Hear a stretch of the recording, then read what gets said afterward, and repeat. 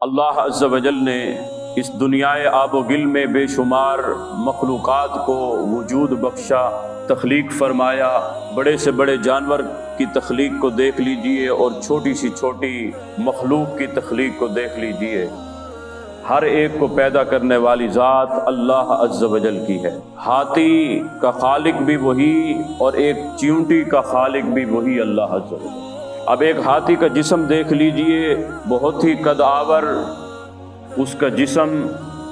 شیر کو دیکھ لیجئے، بہت ہی رعب اور دبدبا، لیکن وہ مخلوقات، وہ جانور اپنا ما فی الضمیر بیان کرنے سے قاصر ہیں۔ ان کے اندر نطق کی صلاحیت نہیں، قوت گویائی، بولنے کی صلاحیت انہیں حاصل نہیں۔ ہاتھی کتنا بڑا ہے لیکن اپنا حال بیان نہیں کر سکتا۔ شیر جنگل کا بادشاہ کہلاتا ہے، لیکن آج تک اس نے نہیں کہا کہ میں جنگل کا بادشاہ ہوتا ہوں، کیونکہ اس کو اللہ نے زبان، نطق کی صلاحیت ہی نہیں دی۔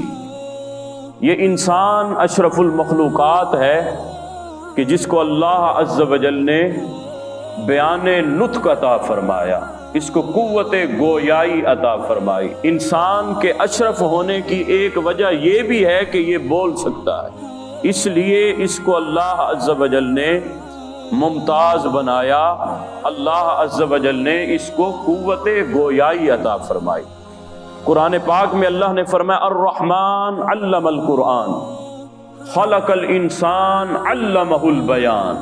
وہ رحمان کہ جس نے قرآن کا علم سکھایا، وہ رحمان کہ جس نے انسان کو پیدا فرمایا، خلق الانسان علمہ البیان، اور اس کو ساتھ ساتھ بیان کی قوت بھی عطا فرمائی۔ تو یہ زبان گویا، قوت گویائی، یہ اللہ عز و جل کے انعام میں سے ایک نعمت ہے۔